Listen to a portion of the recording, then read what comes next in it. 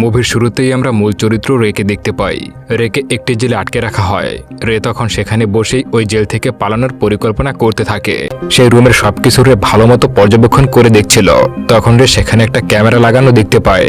এর মানে ওখানকার পুলিশেরা তার উপরে সব সময় নজর রাখছে। ওখানে থাকতে রে লক্ষ্য করে একটি নির্দিষ্ট সময় পর পর পুলিশেরা তাকে চেক করতে আসে। যদিও তার কাছে কোনো ঘড়ি ছিল না, তাও মনে মনে ওই সময়টা হিসাব করে নিয়েছে। ওই রুমের বাথরুমে বসে রে টয়লেট পেপার আর আঠা দিয়ে গোল গোল কিছু একটা বানাতে থাকে।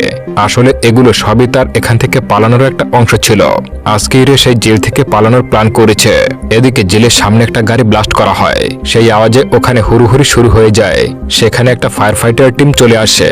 আর কিছুক্ষণের মধ্যেই দেখা যায় রে ওই ফায়ার ফাইটারের পোশাক পরে সেখান থেকে বেরিয়ে গেছে। আর বাইরে তার জন্য গাড়ি নিয়ে অপেক্ষা করছিল তার সাথীরা। রে এসে তাড়াতাড়ি গাড়িতে উঠে পড়ে আর সেখান থেকে তারা পালিয়ে যায়। এসব দেখে জেলের পুলিশ তাদের পিছু নিতে থাকে।